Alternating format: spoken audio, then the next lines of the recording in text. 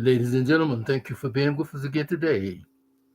Have you had that place that's in your life, seen someone go through the changes of depression? Well, let's talk a little bit about depression. Yes, aggravated, lonely, sad, ah, unappreciated, not celebrated, but you're still there, you stick there, but now you're lonesome. And you have the feeling that you've been neglected. You have the feeling that you've been denied, the feeling of being outcast, even. Well, what are you going to do? So you're there, and you try to talk with your partner. You try to say something, but not really saying the right things, baby. But the point of it is that at least you open up your mouth. But then here come something else, the situation that come about. Ah, someone come to try to talk with you, give you compliments, and you accept the compliment. Okay, thank you. You know, you look nice, you look well, you're beautiful, this and that and the other. Ooh, I like that cologne. Oh, I love the way you fix your hair. Come on, we've heard it before. We've seen it before. But when they come back again, the second line of the compliments, what's your name? What's your sign? What's your number? All that good stuff. You know what I mean? Come on. But anyway, you try to ignore it at first, and then you pass it off. And then next thing you know, they become your friend. Next thing you know, they keep laying on with the compliments, laying on with the accolades, laying on with the visualizations of, oh, how wonderful you look, and what are you doing here? Why are you looking so sad? Yeah, why are you looking so sad? What's the matter with you? If there are problems, there are issues, anything I can do to help you, I'm here for you. All these good things that come about, they're saying things, but deep down in your heart, it said, wait a minute, this person is up to something. But you don't really pay too much attention. And lo and behold, the pressure, the pressure that come with the situation, the pressure that comes with those accolades, the pressure that comes with the validations, like, wow, maybe this person got a point. Maybe I am a little sad. Maybe I am a little under the situation. So, what are they talking about? So, and you find this in your heart. It's like passing it off. But by the third time they come about you, coming back to you, they have established a situation, they have established their friendship, they've established their position with you so that you now recognize them, so that now you're paying attention to them. And in paying attention to them, you become comfortable with their personality. You become comfortable with their presence, even. And as you become comfortable with their presence, their personality, then what happened? They push up on you. And the more they push up on you, the more you think about the situation that you're in. Your partner is not giving you the attention that you deserve. Your partner is always asleep. Your partner is tiresome. Your partner is this. Your partner is um, tired all the time, not giving you the respect, not giving you the care, not giving you the compliments, not giving you the accolades and compassion that you deserve, not showing that appreciation towards you, and boring. Oh, we're going to get past boring. It's so boring. I'm so tired. I'm so alone. And these are some of the things that come about as we talk about the depression thing. It leads into depression because some people think that just because you're depressed, that means you in the bed, you can't get up, you can't get out of the way, you can't shower, you can't brush your teeth, you can't wash your face even. But depression is like uh, a cold. Sometimes a cold will affect you in different ways. Sometimes other elements they can affect you in different ways. So that's what depression can do too, affect you in different ways. And we have one case I just want to bring your attention to a little bit, how it can take you to a place, take you to a level, take you on a journey, take you on a journey that says, how did I get here? Where am I and who am I? This type of depression can also lead to suicide. But are we paying attention to this? Are we noticing this situation? And this is what happens so many times in a couple. He might say that, oh well, I don't know what's wrong with her. She just don't want to do nothing. Case in point, maybe she's in the bed all day. She don't get up. She don't want to cook. She don't want to do that. She'll uh, order food, order pizza, order DoorDash. Order food. And so never swept the floor. Don't want to take a bath. And this is what's happening in a lot of cases. They give up. And why are they giving up? What happened? And we look into their life. We look into that mirror. We look into the root of a situation. Why are so many people giving up on life, giving up on that situation, giving up on the joy that they should have, they want to have, they want to have, they need to have? Why are they giving up on the joy? And then you find out that, wow, it could be a long story. It could be some trauma from a long time ago they're not healed. And there's another thing too, the healing process that takes a while to be healed is not healed properly. So it's like a broken arm, a broken leg or something. Okay, you do the first things about the brakes, mend the brake, put the wrap around it, put the crutches on it, put the cast on it, however it is, but it's still not completely healed. The doctor says stay off your limb for a minute longer. But no, you feel like I can do this. And that stubbornness, that hard headedness will lead you into a situation. But anyway, we got this one place whereas this woman just having a baby. Now, she having a baby. Then after she had the baby, it's saying like things started going downhill. The husband would come home. She would still be in her nightgown from before, from last night. Baby's pampers, she did change the baby, like, you know what I mean? But the pampers laying all around the place.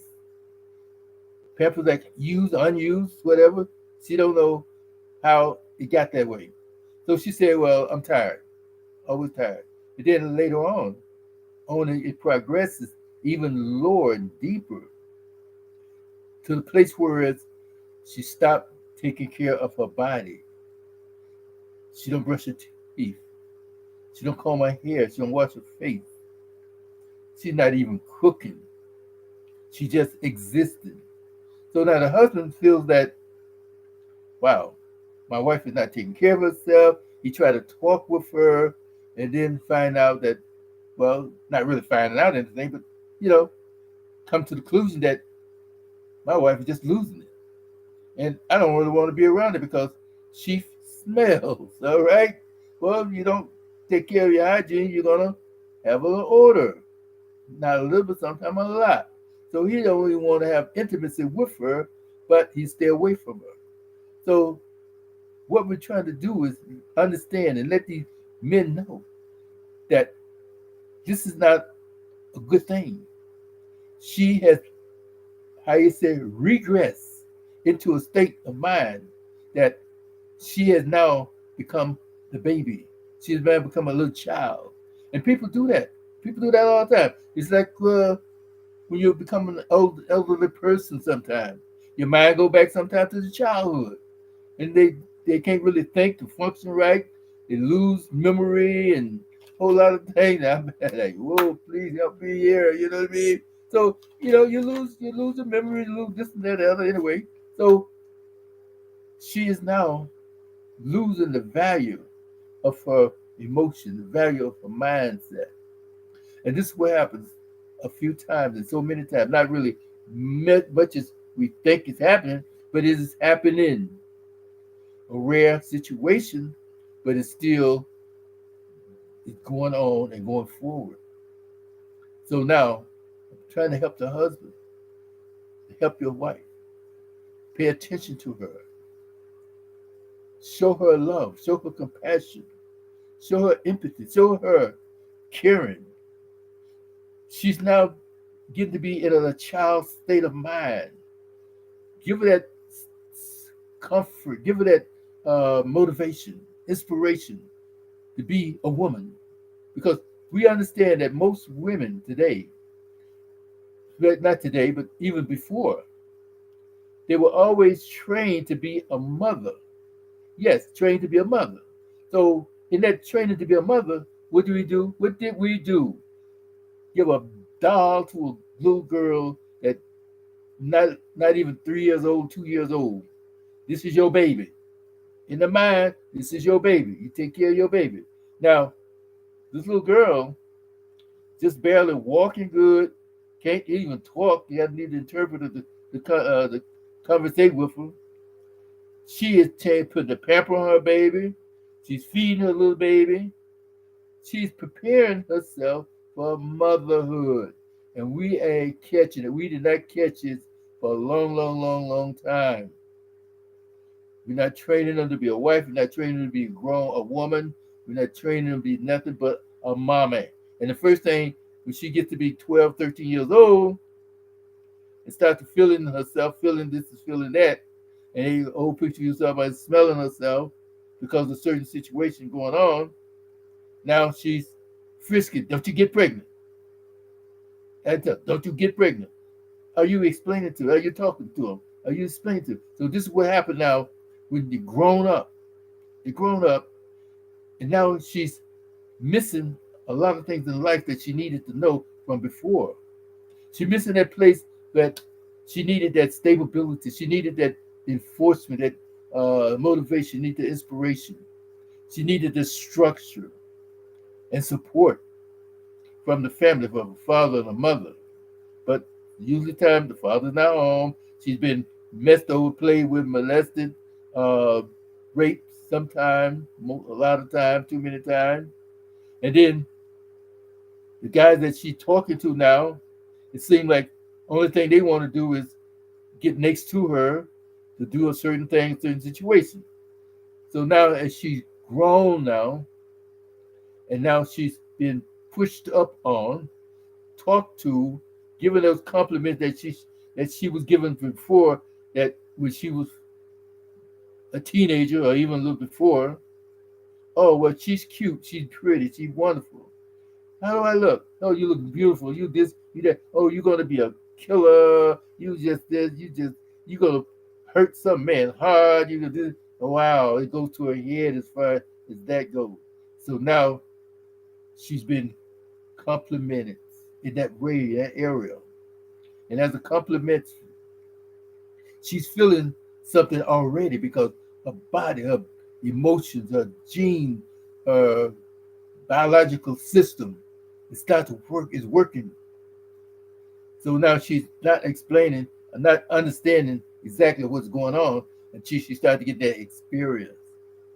First experience sometime, who knows? But second and third experience, wow, where did this come from? Wow, this feels so good. Wow. Next thing you know, she's out there and in there. So this is what happens sometimes when depression sets in because now she's been disappointed. She's been disappointed. She's been left in a state of emotion that I don't know what's going on with my life. She's supposed to be happy. She's supposed to have joy, fulfillment, but it's not there. She's supposed to be loved, be cared for, but it's not there. She's supposed to have this all of these things that were building up inside her, the dwelling up of life and the function of life.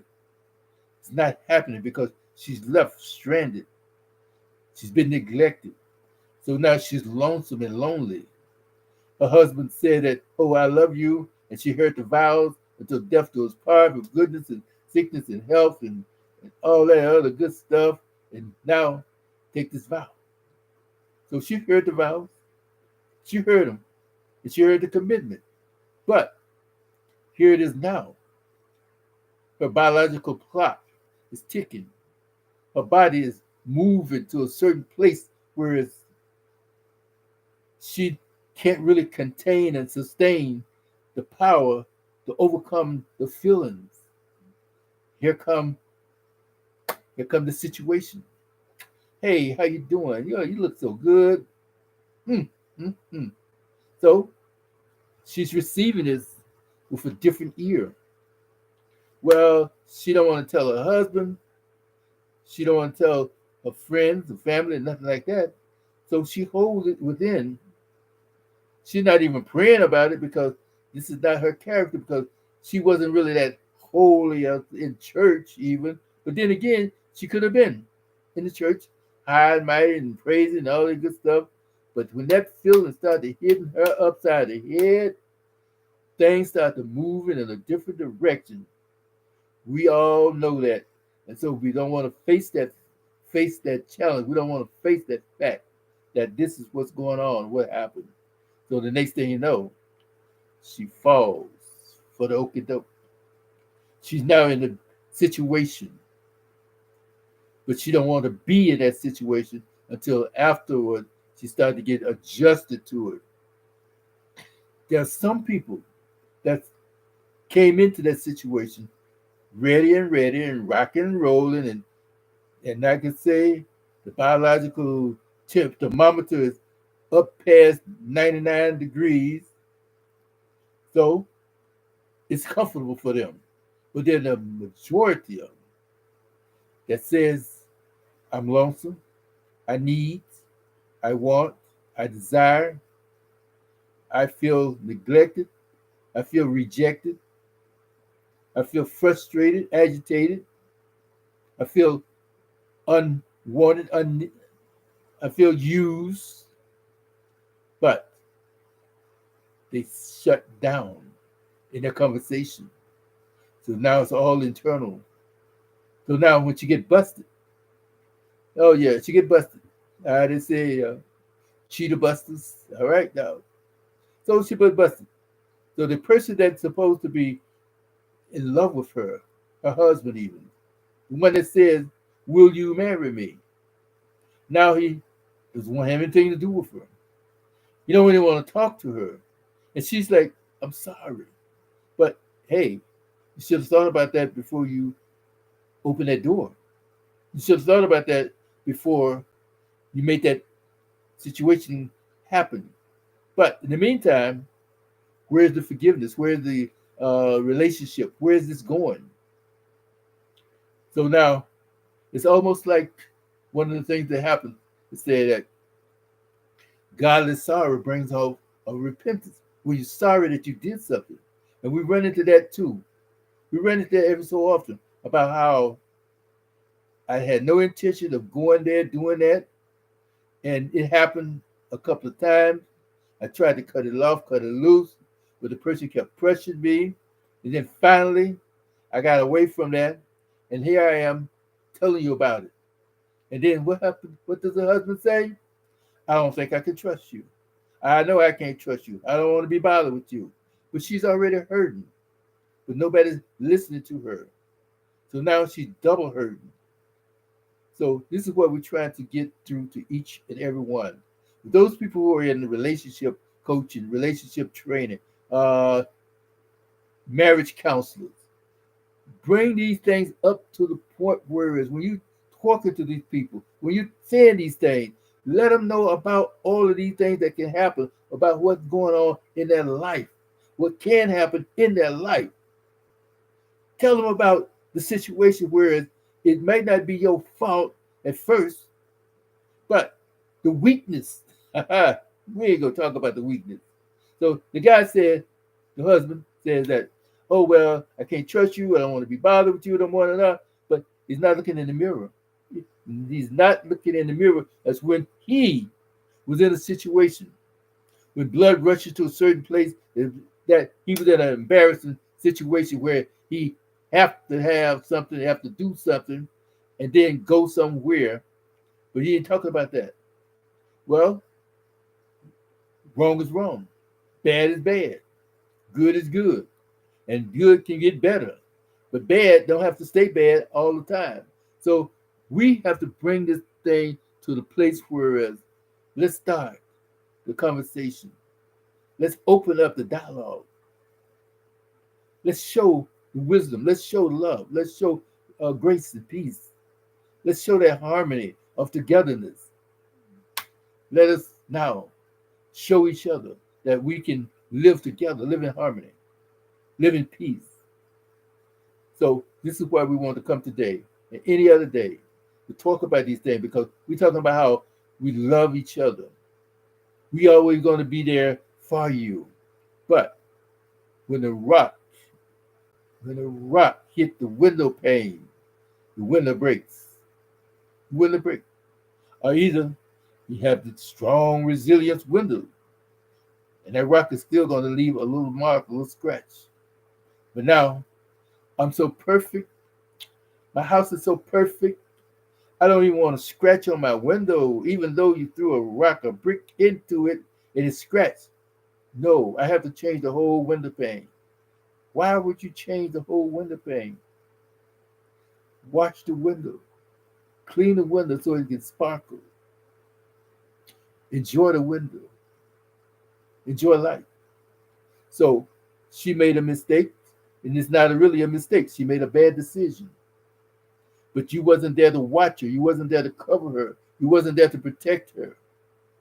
And you wasn't there to intercede for her. So in another case, whereas she's like giving up on life. She's not washing herself. She's not taking care of herself. And he's out with his friends having a drink or two and not coming home till late. Go home, my brother. Run her some bath water. Show her that you love her. Light a candle if necessary. Yeah, I don't like candle either, but do it. Set a mood, set a mode, set a feeling, set a desire, set a situation. Put some music on. Put some bubble bath in that water. Hey, girl, come on. You know what I mean? Da, da, da, da, da. Hey, you know what I mean? Even if you got to like, don't lie, but anyway, try to dress up the story a little bit so that she understand that you are taking care of her, so that she'll be comfortable with you. She'll have that place with you and in you, so that now you more or less can bring her closer and closer to you, building her up and strengthening her as you pray for her, as you meditate with her and on her. Dress her. Dress her. You washed her, you oil her down, you give her a little, sensuality. And by, she'll start to doing things just like a little child, like a little girl. She'll start to watching like a little baby, taking care of her baby.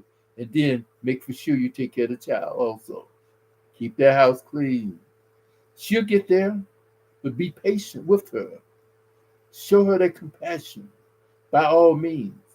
And this is why we miss so much in life. We miss so much, and too many people are having divorce issues because, well, he don't care. He's getting bored. It's not like I used to. I want some activity. I want some excitement in my life. But girl, you had excitement before you got married. I'm quite sure that you wasn't sitting home like Cinderella, waiting on the coach to come by with the with the magical horses and the pumpkin. But in the meantime, understand is where we have that conversation. Understand that don't let your wife become stagnant. Don't let your wife become bored. Be spontaneous. Buy some ice cream, buy a cake or something. Buy some flowers every once in a while. Show her that you care. Show her that you love her. And then know her heartbeat. You can tell when somebody is trying to move in and move up on the situation. She starts to, at first, it may be a little change in the attitude, a change in the conversation. Notice it, and then speak on it, and then do something. Not just to speak on it, but let her know that you are there, and let her know that these things can happen. Let her know that, hey, look, I'm not here to fuss or carry on, accuse you of anything, but I'm letting you know that I've been there, done that, and I know the moves, and I know the situation. Now you're gonna have to make up your mind, and then I will cover you, and I will be at your job sometime, unexpected. I'll go to that club sometime, unexpected, but I will take care of her, take her out for lunch, take her out for dinner. But now when she started getting bored with me because I got to take trips and everything, then she gonna have to know that, look, this is what's happening. Breaking these boundaries, and I know that something must be going on in your life. Let me know what's going on. If she still can't come up with a good situation, a good view, then there's nothing wrong with her legs. She can walk. She can walk. But to sit around and cry over her, oh our Lord, why is she doing this to me? She ain't doing nothing to you. Whatever she's doing it to herself. But everybody on the face of this earth have their own heartbeat.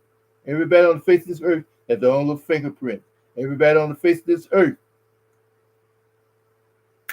have their own vision and knowledge. We can help guide them. We can help support them. We can help build them. The decisions that they make, we can help encourage them. But let them know that you are there for them. So with that in mind, wonderful people, I just want to bring it to you, like how you say, this is our episode 6, and desire to excel. Where's the love? We need to get love back into the situation. Faith, love, obedience, and then follow the gospel, obey the gospel, be a part of the gospel. Because many will say, Lord, Lord, but they cannot enter the kingdom of God unless they do the will of God. And on that day, many will say, but Lord, didn't we do this, do that, and the other? And these things were working, these things were necessary, these things are good. But then he would say, I never knew you. And then when you look around and say, why would the Almighty say, I never knew you? I never knew you. And I've been doing all of this stuff for so long, for so many times.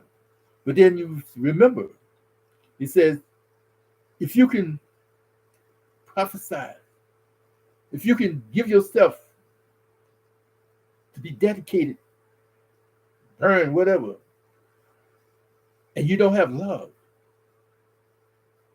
you are nothing. If you set up on the street corner to the top of your voice, you just a noise. With love. Without love, you just a noise. So this is why when he say, I never knew you, because those who love knows the Almighty. Those who love knows the Almighty, and he knows them. So let love come into your heart. Let love be a part of your heart. And don't let these situations that happen to us each and every day hinder our love for one another and to distract our love for each other. Because we need that love to get out of that depressed station, get out of that stressful situation, get out of the worryation, the agony, the pain, and the lack of hope, the lack of faith. But have the compassion, have the confidence to know that you are loved and that you are free from that depression, that you are free from anxiety, you are free from that betrayal. You're free from that addiction. Speak it into existence now. Don't wait until the end. Speak it before. That's why they said visualization is so important. Visualize your success before you even start. All right? So, with that in mind, wonderful people, thank you, thank you, thank you. And I hope to see you next week. And like I said, hit me up. Let me know what's going on. Let me know what you think. Let me know how you feel. Good, bad, or indifferent. We'll talk. We have so much to talk about. We have so much we want to talk to about these things. And let us know what's going on with your life and in your life. All right? And we still, um, how you say, being in a place that you want to talk, pray, compassionate, empathy, just want to talk about situation, comfortable, and a place that is free, and a place that is safe, and a place that you can let it hang out. Okay? So think about it. Hit me up, let me know, and schedule for a consultation or appointment or just to talk, say hello. I'm here, and that's what we're here for. Okay?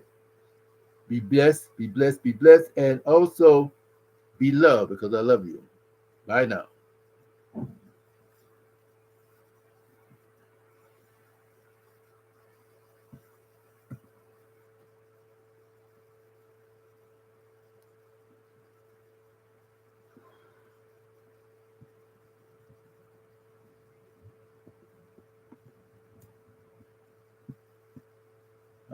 Thank you, thank you.